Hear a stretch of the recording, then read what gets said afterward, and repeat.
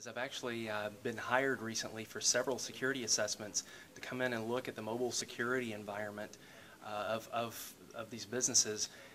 They're smartphones, they're laptops, they're personally owned, they're business owned, and people in management are concerned about that. They know that there's potentially some risks there, and on the other side of the equation, there's some people within IT that know that the risks are there, but they're not getting the support from management, so they're trying to build a case against it. This whole consumerization thing, it's creating a more complex environment that was already extremely complex, and complexity is sort of the enemy of security. To be honest, I think that blocking that stuff won't be successful, and in some cases I think it'll actually increase the risk.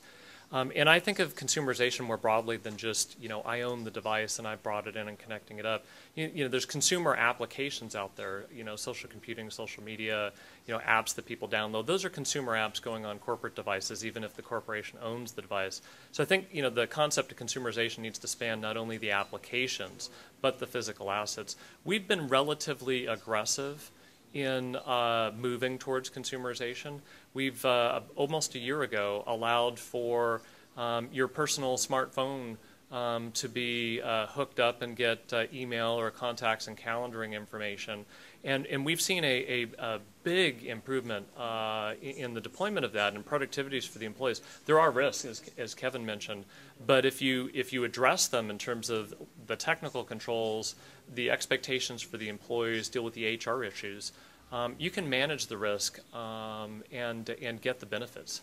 We are absolutely doing proof of concepts on allowing different tablets, netbooks, and that type of stuff. And we're going to, again, kind of move towards the risky item, because I have this belief, unless you're running towards the risk or moving towards it, you won't be able to shape it. And rather than ignore it and let the risk shape you, you're better off being aggressive towards the demand and meet the demand rather than have it go around you or be out of your view or out of your vantage point. Because once it's there, out of your vantage point, you can't see the risk, and therefore you can't manage it. I think we will definitely see more consumer devices on our network. And I think that's not necessarily a bad thing. But I also think what we'll start seeing is the enterprising of the consumer. And that may sound a little bit weird, but as people use the assets, as they see the lost and stolen items and all the things we've been talking about, consumers have that same risk as they go mobile. And they're going to want security. They're going to want privacy for protection of their personal stuff. And so even as employees bring in those consumer devices into the enterprise, to some extent, they're going to want the enterprise to help protect them because it may be too hard for them to do it on their own. I think because of the way in which we treat awareness and we share the issues and we share what we see internally, I definitely see that in our employee base, where people are keeping up to date on stuff. We offer, to